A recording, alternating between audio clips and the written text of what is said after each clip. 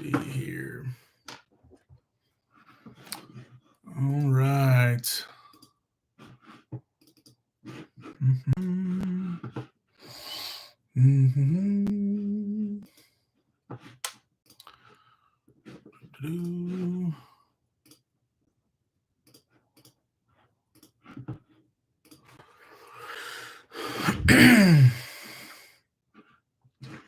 What's going on, Chris James? What's going on, sir? Glad to have you here.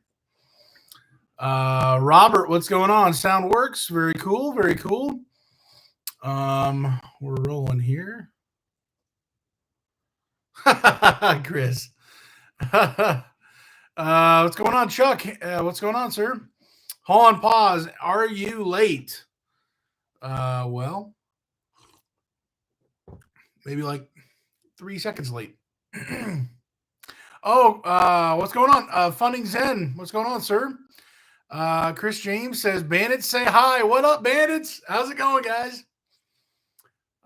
Ben Banks, what's going on, sir? Oh, man. Okay. Let's see here. I'm doing one thing real quick, and I just wanted to share some information with you if I can. Just give me 1 second. I wanted to start the live stream, but let me get this put together here. There we go. 15.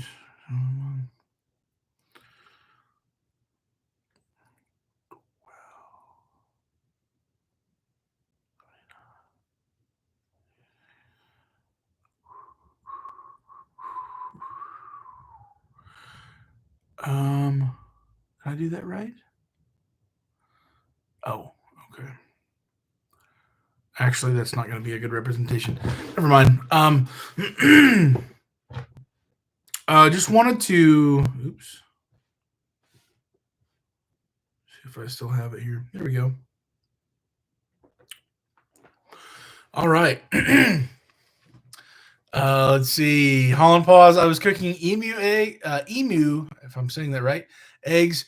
Forgot about the live.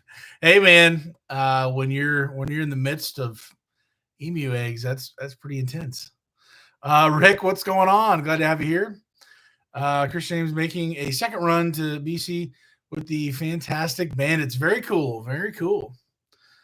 Ozark, hello. What's going on? Funnington just installed a block heater for my 19 Ram 3500. Funnington, are block heaters not stock with the newer trucks? I would assume any newer vehicle like that has got to be. I would just make the assumption that they've got at least that, but I'm assuming it's not too expensive or too hard to do. How was that that installation there? Dennis, what's going on, sir? Glad to have you here. Lynn, what's up? What's up? Hold on, pause. Who is this Dennis guy? Does he actually haul RVs? He's coming at you. He's coming at you, Dennis. Man, well, my understanding is Mr. Dennis is going to be rolling more and more in the future here. So I think if he doesn't now, he will. But he already has. But yeah. Funny said, I need to install my CCV oil catch can and CCV delete. Gotcha, Funny Zen. Yeah. I have one on my truck, the catch can, and works very well. I didn't want it to go those excess oil vapors and all that jazz going into my turbo, and I seemingly I contribute my 593,000 mile turbo to be partially, at least, because I wasn't putting excess oil, leftover oil, into my turbo to potentially gum it up. Maybe I'm an idiot for thinking that. I don't think I am, but that's the deal. And I agree with at least the oil catch can for sure. Funny extent, the heater element is okay. I just ordered and installed the cable so I can Plug it in. That's what I meant to say. Okay, gotcha. Let's see here. Chris James, who is this Len guy? Oh dear. People are getting feisty in the comments here. Dennis, Tim, I'll have you know, I go to Goshen on Saturday to resume the position. He's gunning for your job. No. Very good. Awesome. The party begins. Holland pause. It will probably make you go through orientation again, Dennis. Oh man. Chuck, I need some info on that armrest for the truck. Gotcha. So I technically have two different armrests for the truck. One I talk about in my video where I talk about accessories in my truck that I use in RV Transport. That's a video this last summer that I made. So there's that armrest that I have, and then there's the armrest that my brother-in-law had a extra one, and he let me use that, and I've used that quite a bit. And it's in my truck right now. I can't remember the name of it. I'll have to get back with you on that. But I use it on a regular basis now. It is very handy. It is functional, but it's a little bit loose with the window. So potentially if you're in and out of the truck a whole bunch or something like that, it might wiggle itself out somehow. But I think there's ways to get it a little bit more wedged in there without breaking or causing any issues like that. So that's probably going to be my plan here coming up, to get that to where it's snug without damaging the window or rubbing on the plastic, door, or all that kind of stuff. So that is the plan for that. But yeah, Chuck, I will get with you. We will have to have a siesta. Oh, Chuck, my left arm hurts from it catching my funny bone. Oh man. Yeah. So this is normally, or it has been, my left elbow.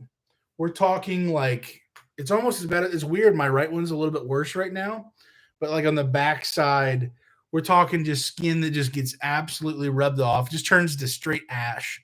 It's just murdered. So not cool for that, but yeah. So yeah, the left arm, you will definitely like this upper armrest, and then the lower armrest is just as helpful.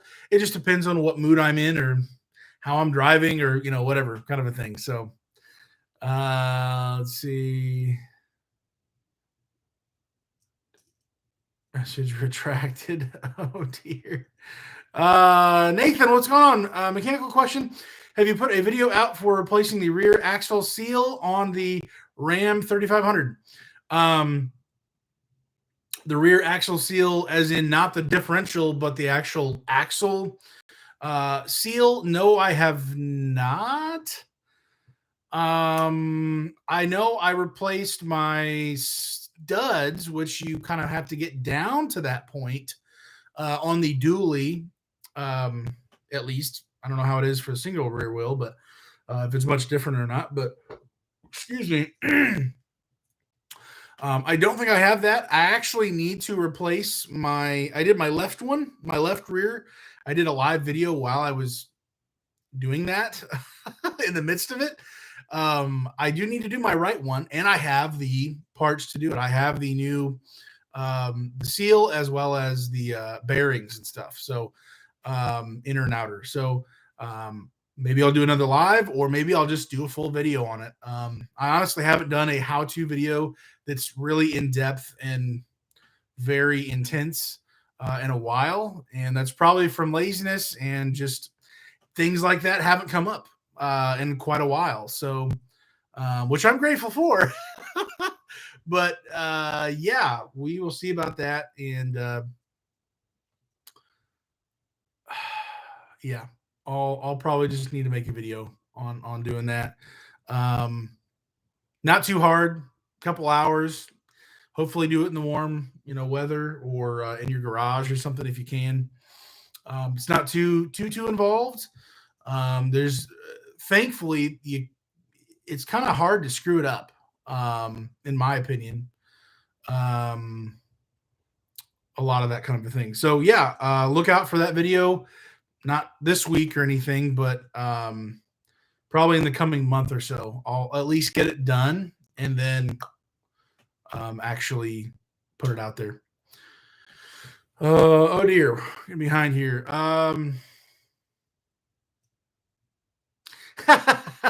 James, fuck seal it. Oh man, that's great. Let's see, Christian, who's going to the train station? Oh wow. I'm not. Chuck, it's my only complaint about my RAM. Gotcha, Chuck. Gotcha. The old left arm gets beat up pretty good. I understand it. Hold on, pause. Nathan, I did one on a F350 axle seal. I think they're much the same. Yeah, check his video out, Nathan. Probably really close. Besides nitty gritty, smaller details, it's probably going to get you almost all, probably 90% all the way. Probably very few differences. The Ram has the Dana axle, I believe. So at least mine does. Maybe there's different ones, but obviously I've got a dual, so it's a little different. But yeah, check his video out, see if it can help. You can probably, honestly, what I generally end up doing, I'll piece together multiple videos because most people doing how-to videos on YouTube show about 75% or less. And I'll piece together 2, 3, maybe 4 videos of them showing different aspects of the whole thing or something, an axle or something related to what I'm currently doing. And I'll be able to wiggle my way into getting it done, accurately. And then there's always stuff written down and some websites and stuff you can always find information on. But yeah, piece stuff together if you can. If you're not confident about it, don't be a hero. Don't find out the hard way. Wait till you have real accurate information before you absolutely break your own heart. Kenneth, what's going on? Hello, Daniel. Fuel prices are out of control out here in California.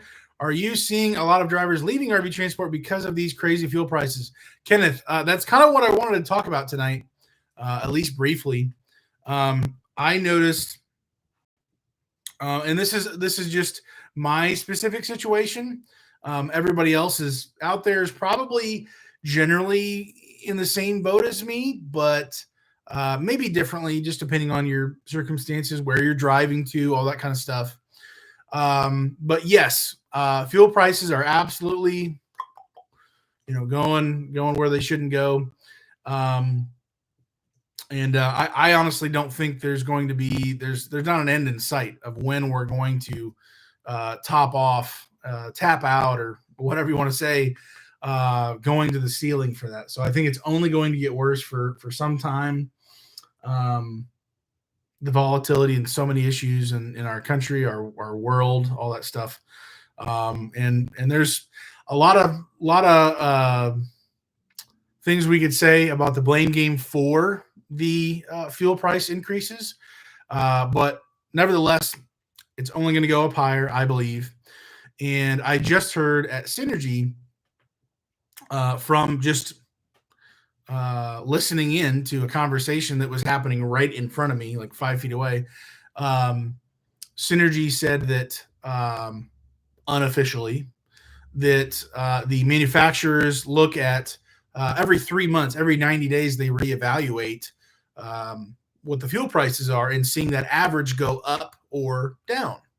And so it's not fully 90 days since the last time they looked at it, but they are going to be looking at it soon. There's already talks of it going on because inevitably it's absolutely has gone up.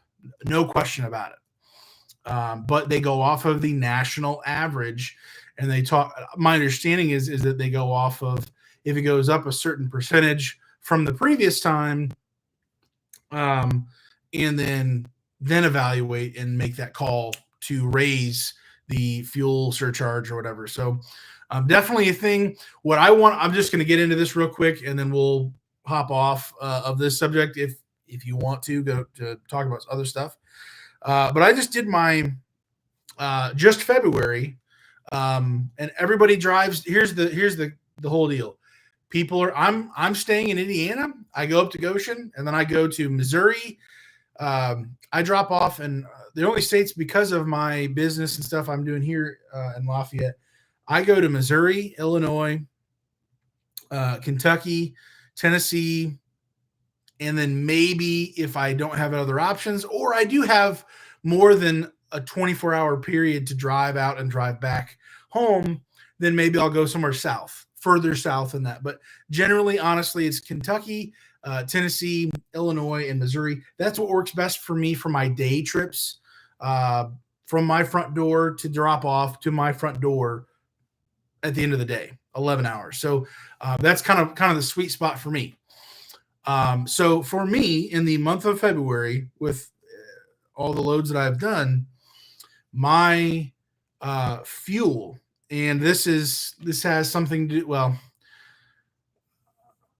I'll just say my fuel percentage, which I probably could have gotten it down at a lower percentage. I definitely had opportunities to do it. However, I didn't, because I needed to, instead of buying a whole bunch of, the ideal thing is you buy as much fuel as you possibly can at the cheapest places and fill up all the way, full well knowing, and you're going to make a lot less money on that trip, full well knowing that on the next trip where you might not be able to get as deep of a deal for the fuel discounts, you are using that previous fuel and getting paid, and you're saving money. It's the long-term play for retaining that money. You're not making more money. You're retaining what you would have had from the beginning. So essentially, my monthly, not monthly, my fuel percentage, the money that goes to my fuel that I never see again, has generally been in between about 35% towards fuel. This last month, the month of February, and it's definitely because fuel prices have gone up, no question about it. But also, it included me not being able to, because of finances and things going on, I didn't have the luxury of dropping a whole bunch of money at different times in between my loads that I did this month, and filling up there and getting more savings. I still filled up at those cheaper priced places, but I just didn't get as much as I could have, which I would have overall for the month saved more money, but I just didn't. So anyways, you understand that my fuel percentage was 40.9%, 40.92% of my overall gross income. So gross minus fuel net. Obviously, there's a lot more other stuff that goes into it than that. I'm simply just I'm sure I'm going to hear somebody in the comments. I'm simply just talking about total gross minus fuel net after that, and then you can take all your other deductions that you're going to take monthly and whatever. I get that. I understand. I know. I'm simply just talking about fuel over 40%. I don't know if that's ever been the case, ever,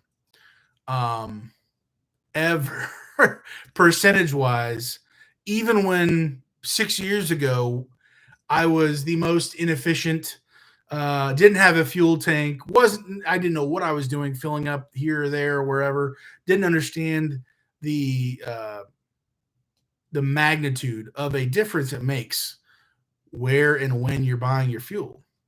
So over 40%, I think, for the very first time ever. I'm going to be making a video here somewhat soon. So here's the inside access, whatever, at least to my numbers.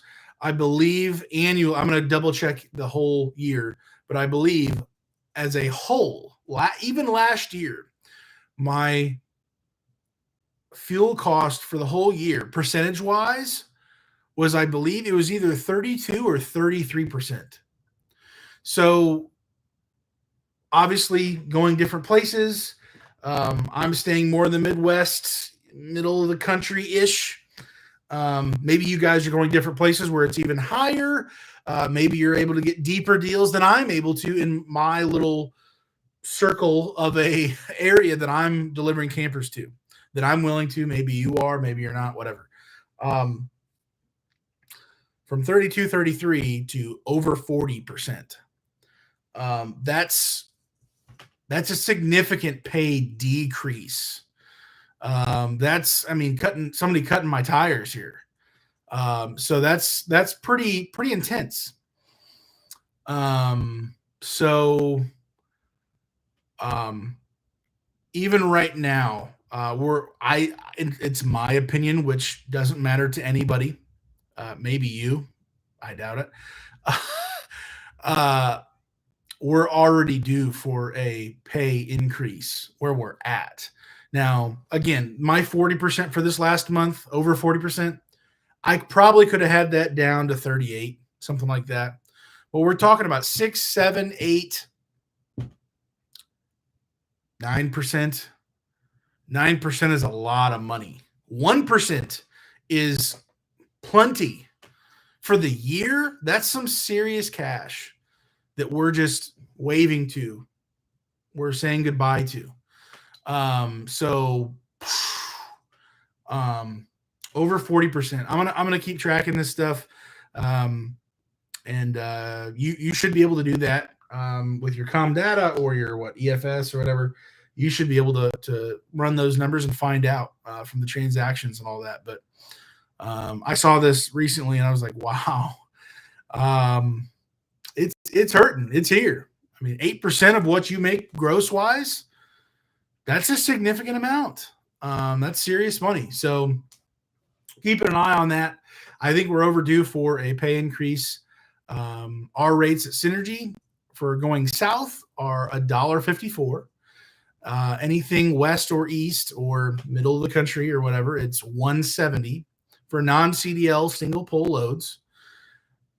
It basically goes up from there. So I'm always doing $1.70 runs unless it's a longer south run load that I'll do. I've gone to Louisiana, Mississippi, and Arkansas, I think recently, something like that. But mostly I'm in the higher paying $1.70 range loads that I'll do. So there's definitely loads that are higher pay. But wow, at $1.70, that's significant. So anyways, that's my information here. I am going to be making, I'll probably just start making more of these kind of videos. Just very short, informative, just trying to give you a pulse picture. If you're not doing your own numbers, maybe I can give you a small little feeler, picture of what's going on month to month. And I can say, hey, this month, maybe I tried my absolute best. There was no other options. I got the absolute lowest price fuel that I could, exactly where I could, and I got the most fuel possible. And this is still my percentage. That versus I didn't get as much fuel here, which meant I had to get more fuel here, which was a higher price. So I'm paying more when I could have saved money, that kind of a thing. So just wanted to share that with you. I'll probably start doing that here in the coming months or something, but maybe do like a video. If you let me just put this out here. I'm gonna make a poll real quick just to see if you guys are interested in this at all.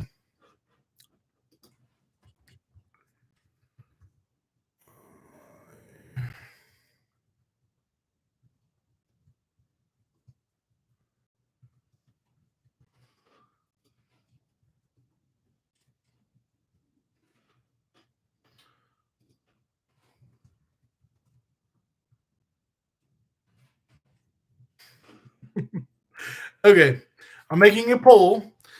Please let me know. Would you be interested in me um,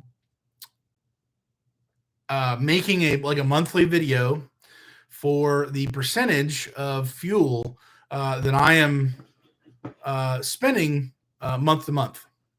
Let me know in the.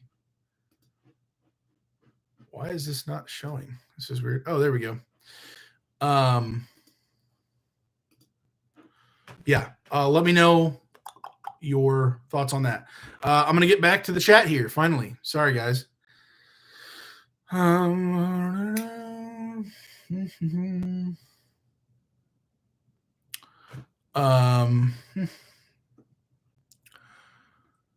um, I gotta scroll up pretty high up here.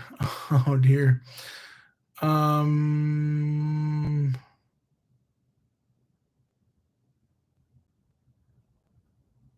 the ceiling? Okay, Robert, sounds like an opportunity for a Holland Pause collaboration replacing that seal video. Yeah, there we go. Nathan, thanks, Holland Pause. Steve, I finally got started in the RV transport. Did a couple of trips to Texas so far. Thank you so much to you guys that helped me find an insurance company. Nice. I know I need an auxiliary fuel tank already. Yeah, Steve, that's going to be a huge thing for you, being able to save money like we've just been talking about. Holland Pause, everything has a Dana also. Okay, cool. Yeah, should be the same thing then. Real close, different models of what they got. Fun with Fords. What's going on? Hey, Daniel. I got the RDS tank installed. Nice. It works great. It's going to save me a lot of money. Boo. Let's go, man. That's awesome. The video of the installation is up on my channel. Everybody, go check out Fun with Fords. Check out his video on that tank installation. That is awesome. Getting that RDS tank in there. Steve, 65-year-old, and delivered my first camper. Let's go, Steve. That is awesome. Congratulations, and be safe out there. Very cool. Chris James, wanting one of the Tesla trucks. There you go. No problem with fuel, I guess, if you do that. But where are energy prices going to go? I guess that would be your biggest concern with that truck. Nature Nut Photos. Hello from Todd and I. From our kitchen tonight. We will be home for a while. Gotcha, Nature Nut Photos. How is he doing? I can't remember exactly what happened with him. I think you said last time, it's been a couple weeks, you said he fell, I think, and hurt something. I really can't remember. I'm so sorry. I hope he's doing okay and hanging in there, and just take it easy. Take it easy. Chris James, 20 a gallon. I'm ready. One day it will be that high. Oh man.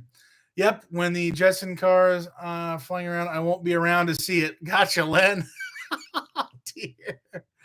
Oh, and pause. Did synergy rates not go up? They did a while ago. I think somebody already answered that down below. They did go up from where they were several weeks ago, months ago now. But I think it's time for another increase, but we shall see. And evidently, Synergy people are even talking about, yeah, they're already thinking about it again at the manufacturers. Do you go to Goshen, return home, then deliver the next day? Thanks, Jim. Yes. So oftentimes what I'll do if I'm running dumpsters is one day, well, I'll just say this. I have been going up Sunday mornings. I have church in the evening time, so I'll go up in the earlier of the day. I'll go grab it. I'll bring it home.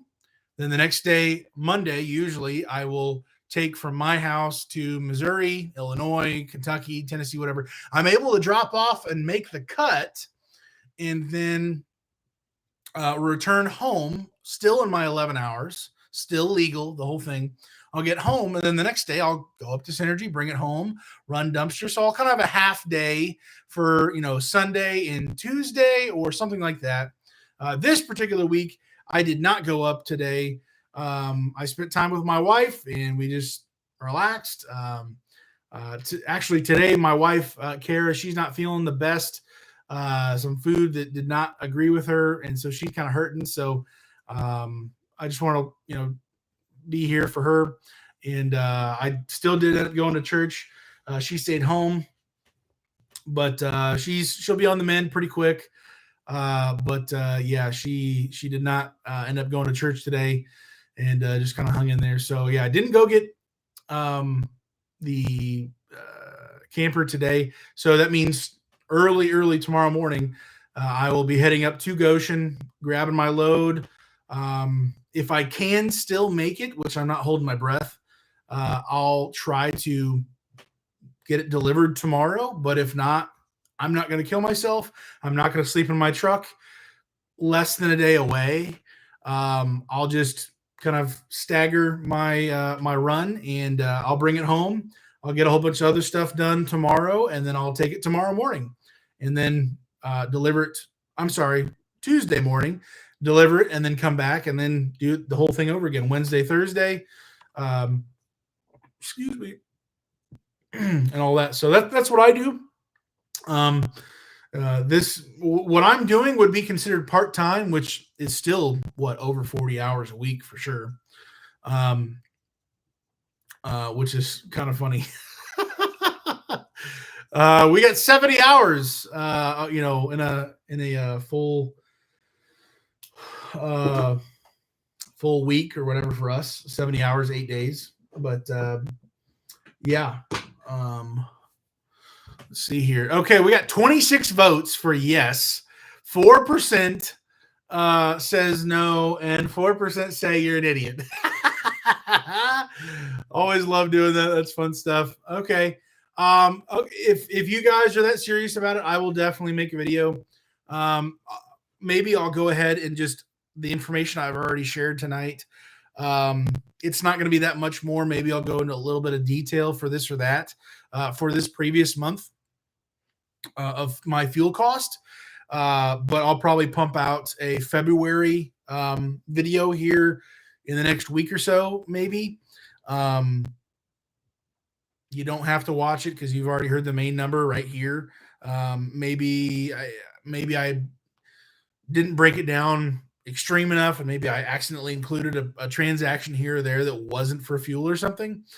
I don't think that's the case, but so you'll already kind of know the nitty gritty on that video for February, but I will start doing that for March and just see where it goes. Because at the end of the day, you've got other expenses besides your fuel, your truck payment, your insurance, the maintenance account. I mean, there's a lot of things that get pulled out of it.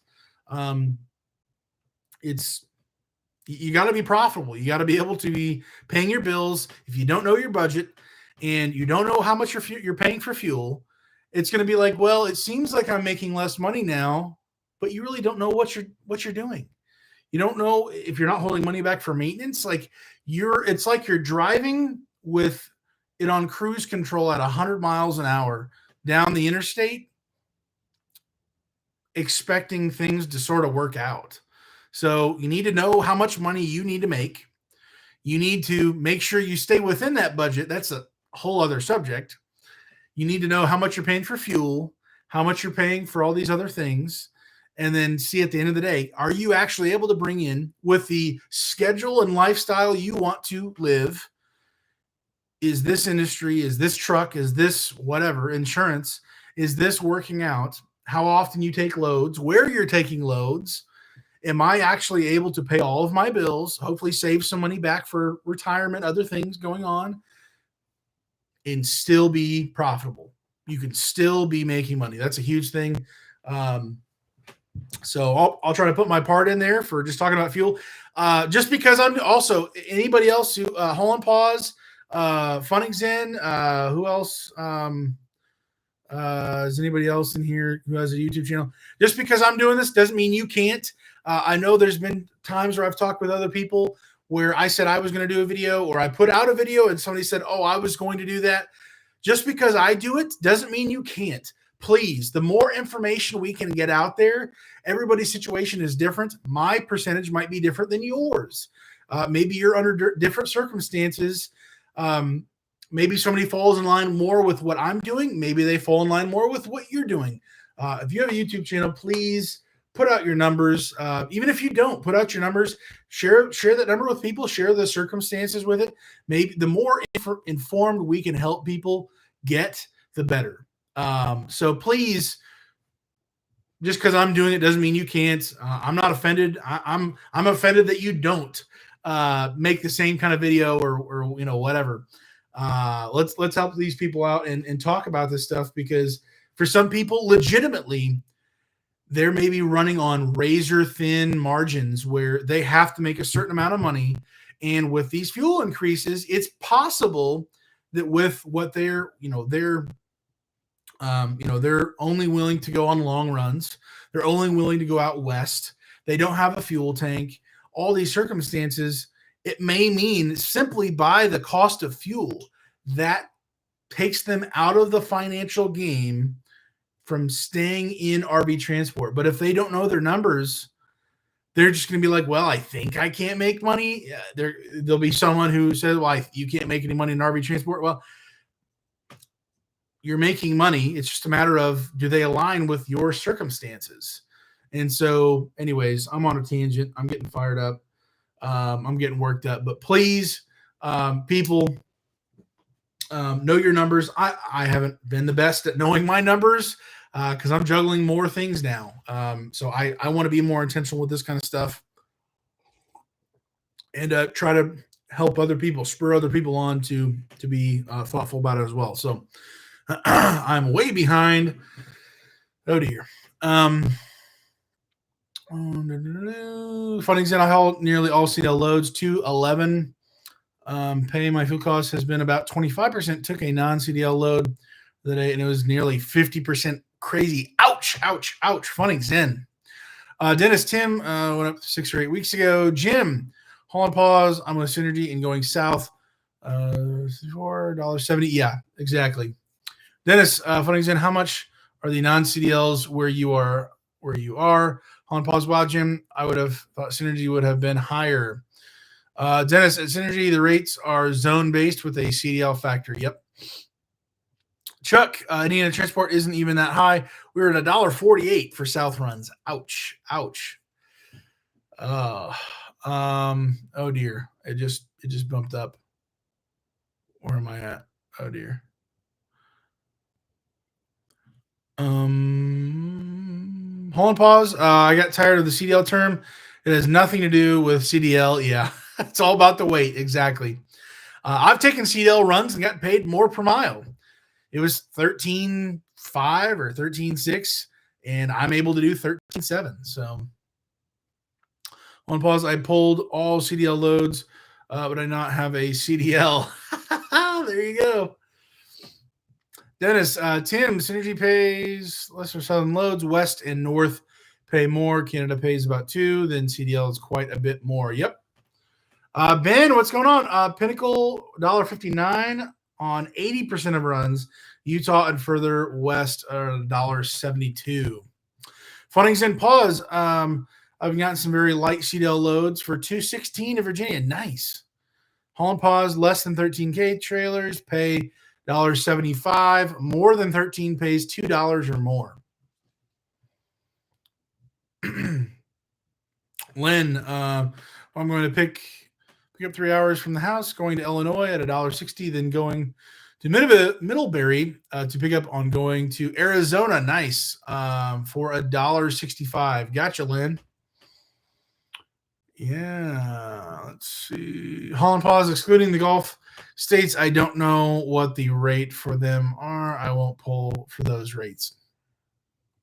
Chuck, I like the way Mr. Tennessee does his videos as well regarding fuel costs and all. Gotcha.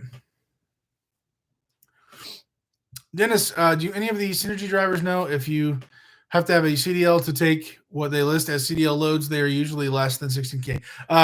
It just depends, honestly, Dennis. I've been told when it was less than 13.7. I've been told yes, and I've been told no. There was no rhyme or reason for those instances. So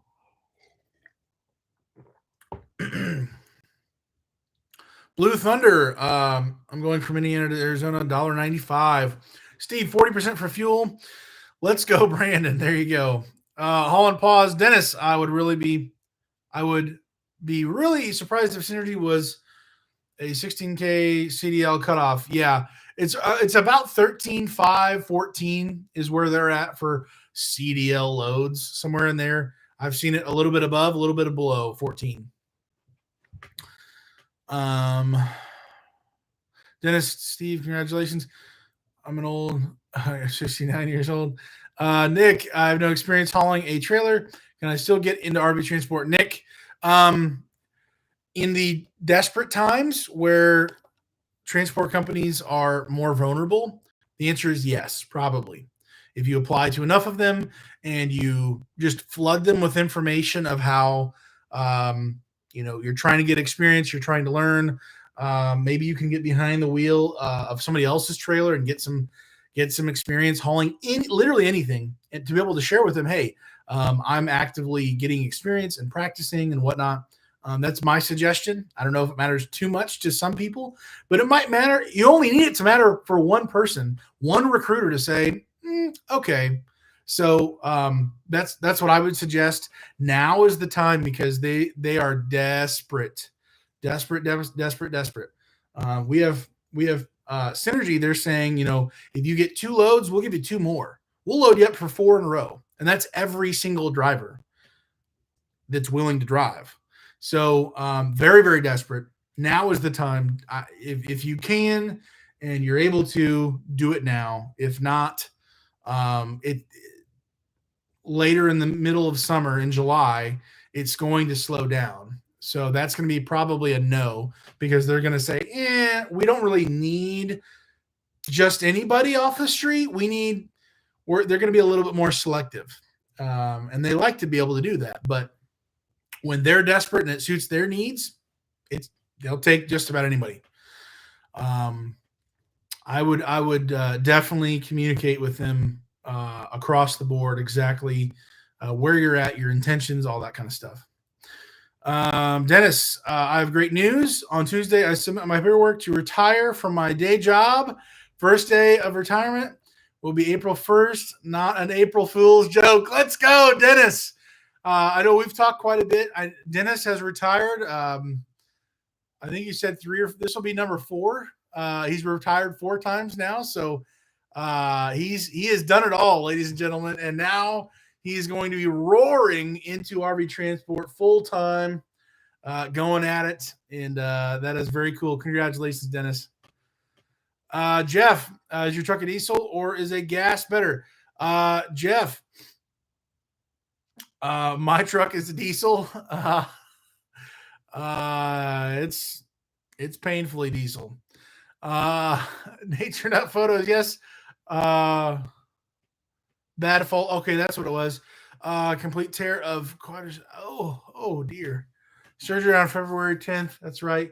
Using the cast thigh to toe. Wow. That's what it was. Okay. Nature Nut, we're gonna keep praying for him.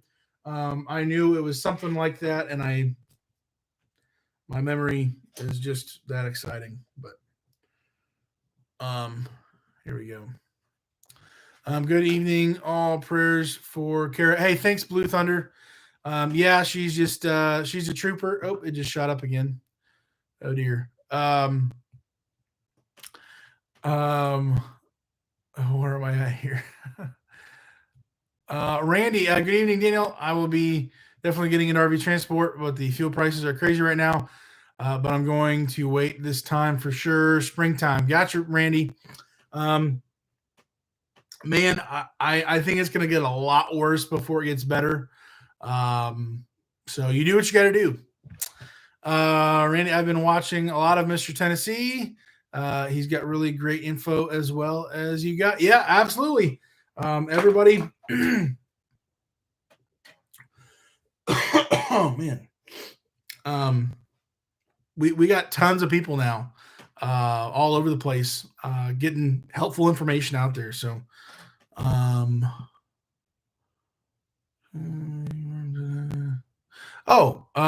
says, I just subscribed to Sea Farm today. Jim Price, in my opinion, the cost of fuel should be from your home to pick up to delivery, then back home.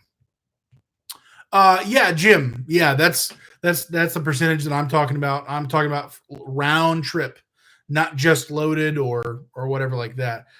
Completely round trip. Chris, wait a second. You said you're getting. Yeah, Chris James. I'm getting fired up. Ozark just got PO46C. Uh-oh. I don't know what that is. Anybody in the comments know what that is? But again, thinking about getting a second 118-gallon plastic tank. DOT says that you can have as many fuel tanks as long as each tank is 119 or less and can't aggregate greater than 1,000 gallons. Gotcha. If you got the space, but it's gonna put you higher and higher overweight. So just be thoughtful of that. I guess depending on the person, that could put you over. Depending on the trailer you're hauling as well. But for some people, Blake, what's going on? Glad to have you here. Here we go. Blue Thunder. I look at rates and area delivering. Try to keep my outbound at 2 to 210 and reloads 175, 190 for each month. My fuel costs are somewhere between 25 and 34%. Gotcha, Blue Thunder.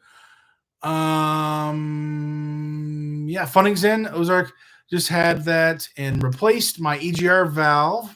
Bought it on eBay because there is a back order of over 200 orders at Mopar. Wow. Blake, do you know anyone that de-leased? Do you 1,500 back? And how long does it take?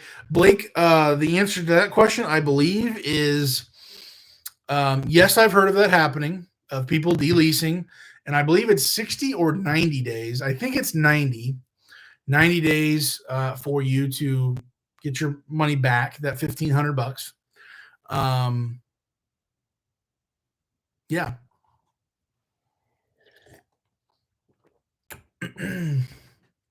Internet Photo says, congratulations, Dennis. Funnings in, I have a video of disassembly of the 5th gen EGR valve. Mine melted the electronic connector inside.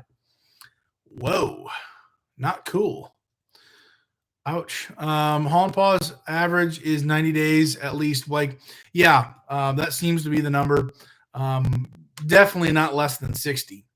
And I believe the purpose is for that, or at least so they say, is so that if there's any discrepancy for any load that you've ever had, it's giving that enough time to come in. And if it doesn't come in, that, hey, there was driver damage on this load or that load, or maybe you do have a current claim that's going on, it gives the whole process to get it fixed and the final total bill to replace whatever item it was, to go through and for them to potentially take whatever, if there was additional charges or issues to take from that, if there was an issue like that.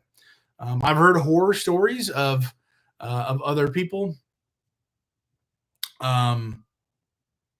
but it's always my buddies, brothers, dogs, cats, goldfish, great uncle, de-leased from so-and-so, and they took my money, and they're just screaming and yelling on Facebook. So,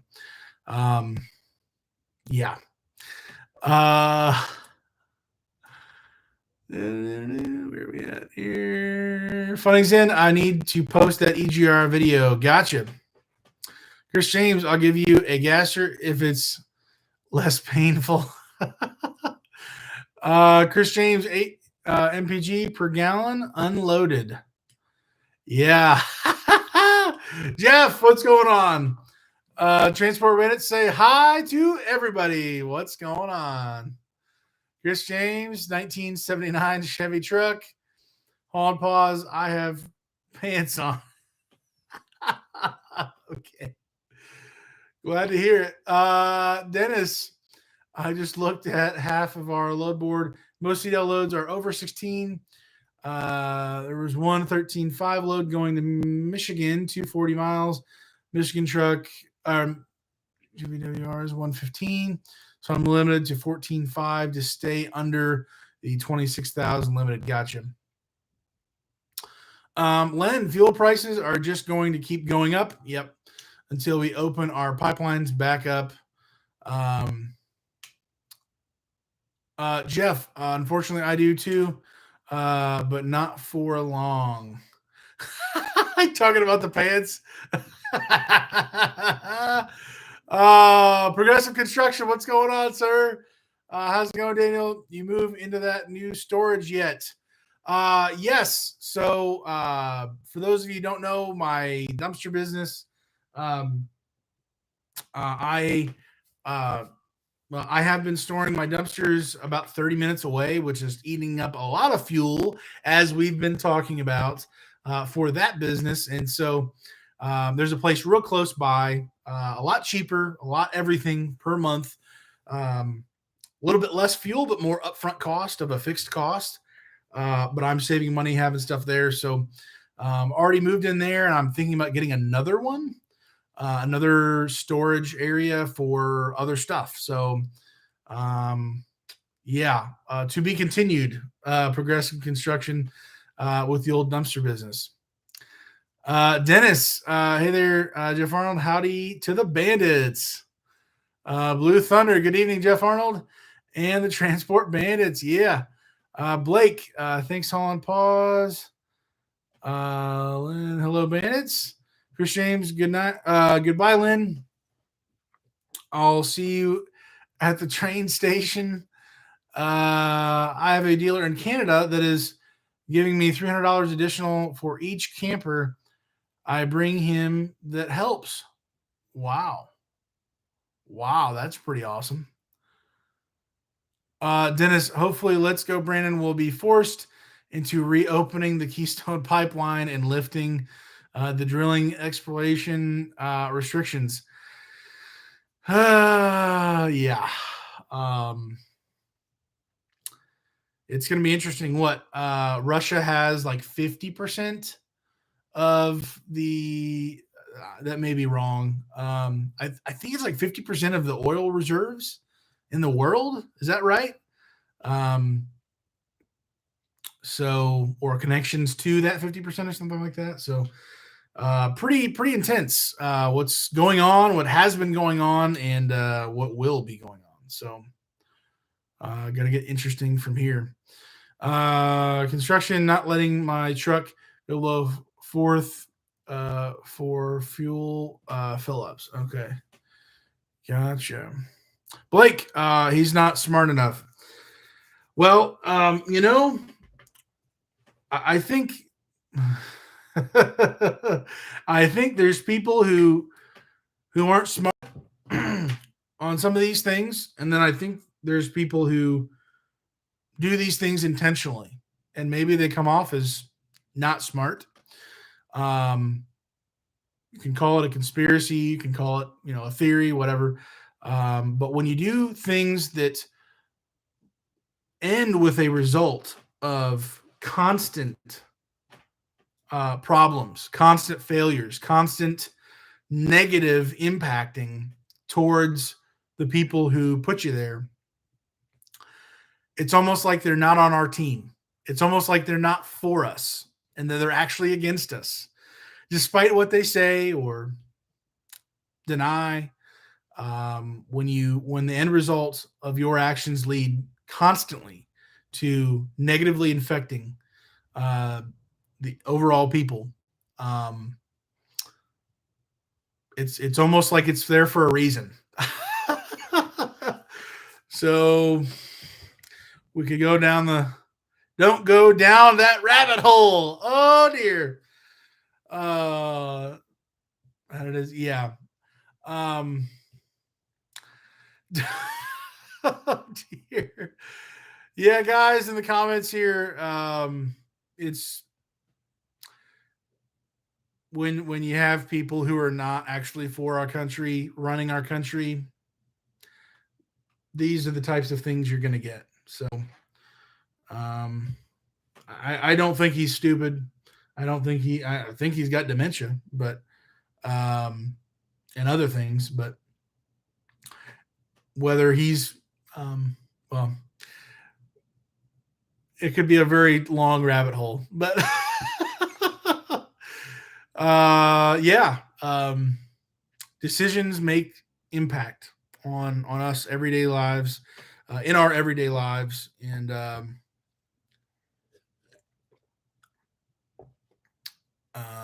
yeah, it's only gonna get worse before it gets better, in my opinion. Let's see here. Chris, I have a feeling that Mr. T will be back to help us out much sooner than we think. Progressive construction. How's the spring leaderboard going to be with? Wait, what am I saying?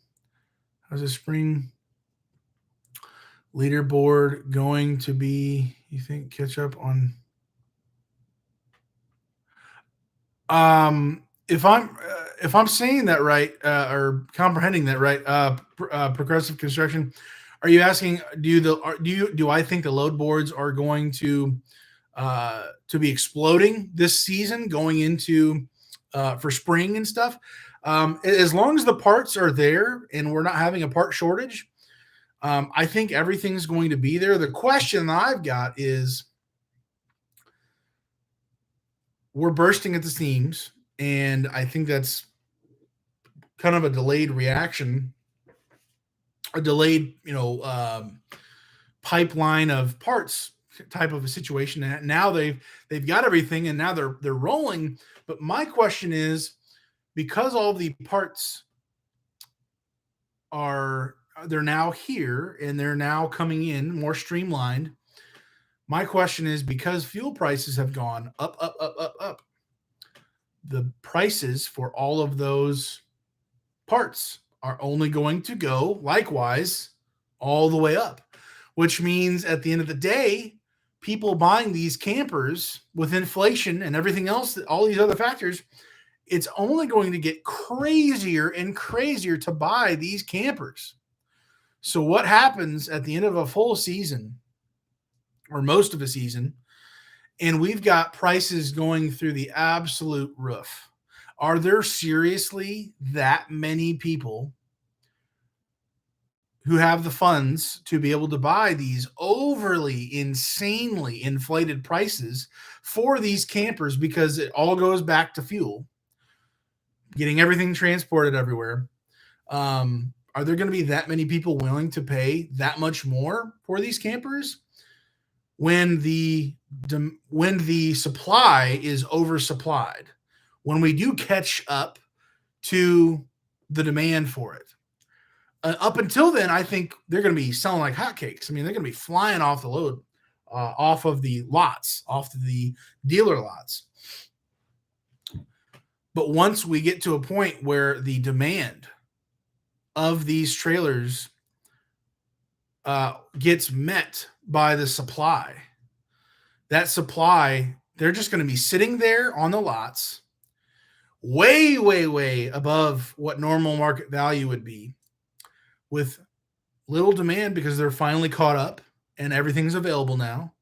And there's going to be less people willing to maybe pay for this or that because it's going to be all over the place. Then the customer, it would be more of a cut. If I'm understanding this right, it'd be more of a customer emphasized market rather than dealership or supply, I guess. So if I'm saying all that right, I'm sure my dad will correct me or affirm whatever in the comments after this live stream when he watches it. Him having a econ degree, but and knowing all this kind of stuff, but yeah, this you can mark it down. This is how the flow of things, how it goes. So it's going to get real interesting. Randy, progressive construction. Yes, we do. You think they will explode? Blake, the load boards are already blown up. Yes. I think it's going to stay that way for a good while, and then it's going to get real interesting after a while of people actually getting inventory and stocking up in their dealerships, and then what happens then when supply uh, reaches and then actually exceeds the demand? That's when it's going to get real exciting. Dennis gives pause to consider how this will impact the RV industry. The market tolerance of fuel will eventually impact the number of new RV buyers. Yeah, absolutely. Progressive construction people will slowly stop buying new, I think. Yeah, that's true. I think there's always going to be some people buying new because they want new. They want the warranty. They want the best fresh start they can get, but they're going to be paying through the nose, and it's going to get some of these payments and interest rates and stuff. I would not want to know. I don't want to be a part of it. No, thank you. Besides the campers, the trucks are pricey now. If you need both, yeah, absolutely. A third to half as much more, I would assume. Maybe, I don't know, maybe double. Jeff Arnold message retracted. Dennis, however, I met a market study for RV dealers say that their margins are still very high, but they can't get inventory. Once that balances out, production will have to slow down. And I guess what's the timeline as far as the time where there's more supply than demand, and where we're able to shrink the supply back to where balance is in the teeter-totter of the balancing game, or whatever, the levels to match it. How long will it take when we do oversupply the market and oversaturate it? How long will it take to recover to get back to a normal level? Things don't run perfectly with each other. Supply and demand are always kind of tag teaming, or kind of what's the word? Following each other, slagging behind or whatever. And sometimes that can go south real bad, depending on the market. It could take a while for things to settle back down with oversupplied. Jeff, I noticed people buying them instead of a house to live in because houses are so high. That's another factor, Jeff. Absolutely. It was interesting. I was at along those lines. I was at a dealership. I dropped off before they stopped accepting, and when I walked into the office to do the paperwork, the wash fee, all that jazz, the receptionist or the sales lady, I don't know who, she was just randomly kind of walking around. She's like, yeah, your unit that you just brought in here, we literally just got a call and they want to buy it right now. It's already bought. Like they're bringing I guess they're bringing cash to the dealership tomorrow. It's bought. It's reserved. It's good. I'm like, whoa. And she was like, yeah, they were looking for that model that I brought them, 29 foot, whatever it was, Rogue. No, not a Rogue. That was one I just did. Whatever it was. And another dealership had it, but they had it for more, like a couple grand more. And they drove all the way there, and they were still going to buy it. They were still going to buy it at that much higher price. But when they got there to the dealership, it was, I guess, gone. They didn't actually have it in inventory. So the customer was very upset about that. The lady just kind of spilled the beans on the whole situation. Couldn't buy it at the higher, then they were willing to buy it at the higher price. They just called while I was there and said, actually, I think we just got one in literally right now. Like the driver just brought it here. And so they confirmed it. Yeah, this is the right one. Okay. Yeah, we'll be there tomorrow. We're bringing cash. We want it. It's ours, right? I'm like, whoa. So yeah, um, pretty interesting. They buyers are definitely willing to roll with it. It sounded as if it was a desperate need type of a situation. It wasn't, we're going to buy it and live in it for a couple times a year. It sounded like a very serious situation. So, um, yeah, probably along those lines, Jeff. Dennis, I meant to say Reddit study, not medicine. Okay, gotcha. I figured it was something like that. Lynn, I could start looking like the car lots with nothing new, with a lot of used. My local Lincoln dealers lot is completely empty, and other car dealers don't have much in stock that are new. I've seen that as well. I've seen that as well around here in Lafayette. Blake, all the dealerships I deliver to are so full you can't hardly park. Wow. So I've seen that as well, and I've seen ghost towns, um, dealerships that only have used, like we were kind of talking about, only have used campers, largely, and then very, very, very few new.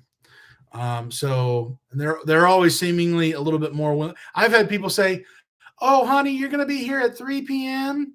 We stop accepting at 2:30.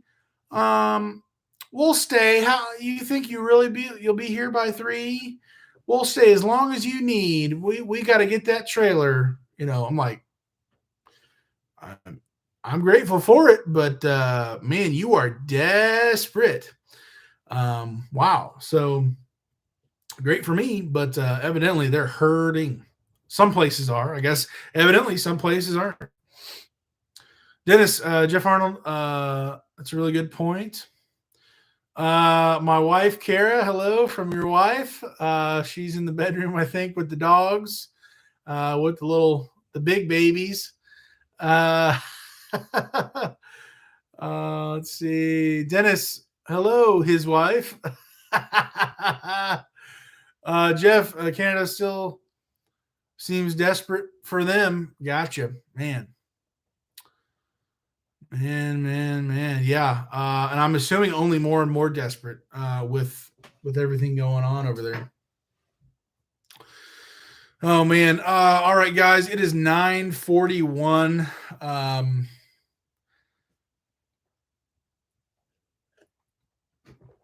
I think oh dear. I just turned on the light even more. Trying to blind myself. I think I'm gonna hop off here. I'll do a lot of talking in these live streams. Let's see. Are you seeing certain models being sold over others? Um, I would just say I wouldn't say certain models. I would just say um let me know down in the comments below, everybody. I've seen a higher ratio of travel trailers compared to fifth wheels in our yards, at dealerships, just in general. I'm seeing more and more.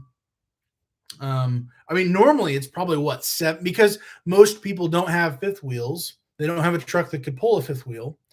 So it's seemingly obvious most dealerships and all these transport companies are going to have more travel trailers than fifth wheels across the board generally.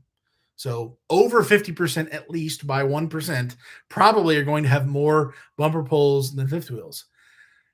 I would say it's normally 65, 70% bumper pulls in the yards, in the lots, on the dealerships.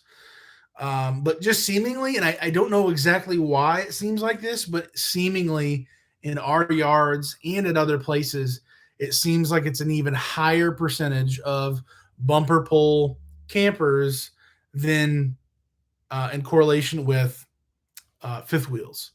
So that's the only type of difference between the two that I'm seeing. not models, like I said, still the same normal type of models. Nothing specifically stunted. Everything's pouring out that I see. It's just, for whatever it's worth, I see more bumper pulls than fifth wheels, even more than normal. So, anyways, that's enough of that. Dan, what's going on? I am going to hop off here, guys, but Dan says hi. Hello from Texas. Glad to have you here. Chris James, safe travels, my friend. Dennis Jeff Arnold, have you noticed any attitude from the border guards towards drivers after the convoy issues? That's a good question. Nature Nut Photos, get well soon, Kara. Jeff Arnold, none. They have all been cool. Very good. Mickey, if Canada does away with the jab mandate, I would be willing to renew my passport card and go there, but not until then will I go back. Completely understand, Mickey. Blue Thunder, Transport Bandits, where are you all at this evening, and where are you heading to? Dennis, Jeff Arnold, I'm glad to hear that. Progressive Construction, our bumper pull campers cheaper than fifth wheels. Yeah, I would just say the bottom for a bumper pull is, because they're definitely gonna be a lot smaller. The shortest bumper pull the shortest fifth wheel I've ever seen, I think was like 24 feet. The shortest bumper pull in correlation with the fifth wheel, like 13 or 14 feet. Like, obviously the little R pods and whatever, those I don't pull, of course. That's going to be on a multi-haul or whatever. But the shortest bumper pull I've ever pulled is like 17, 18, or 19. It's right in there. And inevitably, those are much, much, much cheaper. So definitely bumper pulls are going to be a lot cheaper overall. Certainly, if you get the fully decked out, 35-foot bumper pull, sure, it could be very close or correlating to, or matching in price to the fifth wheel. But seemingly fifth wheels, the bottom for a fifth wheel is a lot higher than the bottom for a bumper pull. Is what I've seen on the paperwork and asked questions and seen over the last several years. Jeff, at an undisclosed location in South Dakota, headed to Vancouver Island. Gotcha. Blue Thunder. Gotcha. Dennis, good night all. Don't forget to like. Hey, appreciate that, Dennis. Nature Nut Photos, everyone have a great week. Stay safe. Yeah, absolutely. We're going to pray real quick for Todd, for my wife, Kara, real quick, and then we will get out of here. As of right now, tomorrow I'll be going up to grab my camper, going to Missouri, Scott City, Missouri, I believe. Southeast corner of Missouri. Decent little run. Still at $1.70 for me. So we'll kind of begin the next month worth of fuel discounts and fuel price tracking or whatever. Excuse me. And kind of go from there. But thank you for being here with us, guys. Had a great conversation. Excuse me. We're at an hour and 13 minutes. So always have a great time with you guys, cracking me up and keeping me on my toes. But I'm going to go ahead and pray real quick, and then we'll hop off here. I want to keep Todd in our prayers for the continued healing of his leg from, I think she said, thigh to toes, knee to toes. So he's down for the count there, and just hopefully taking it slow and do as Nature Nut Photo says to do. Don't get hurt again here. And pray for my wife, Kara. She's not feeling the best. She is in the comments, but yeah. So go ahead and pray and then hop off here. Father, I just want to thank you for the freedoms we still have in this country. True freedom comes through you, through your son who died on the cross to pay for our sins. But in this great country, we still have many, many freedoms, more than most people in the world have.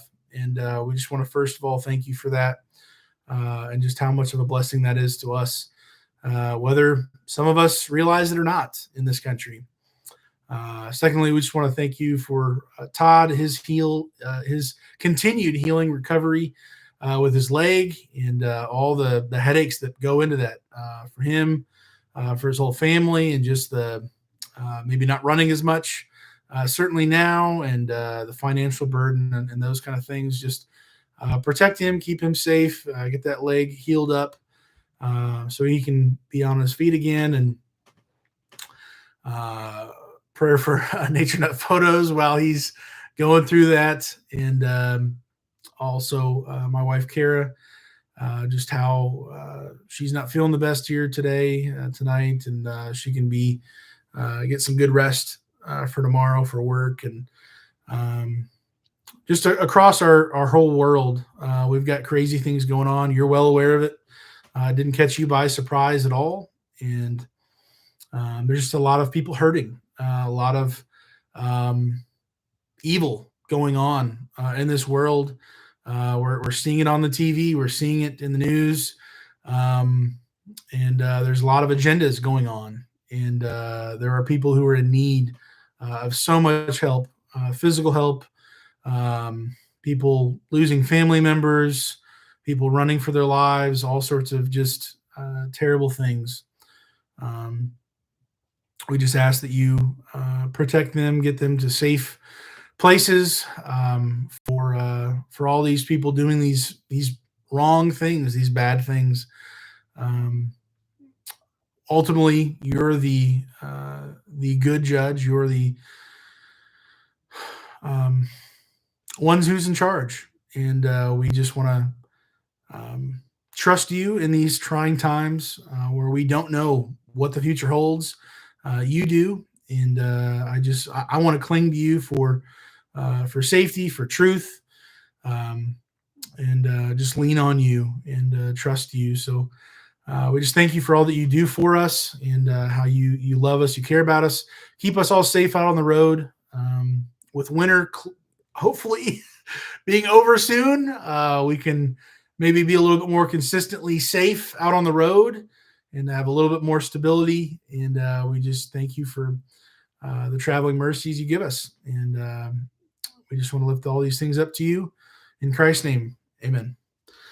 All right. Guys, have a good one. Be safe and get some sleep tonight. Len. All right, guys. I'll catch you later. Have a good one, and God bless. See you.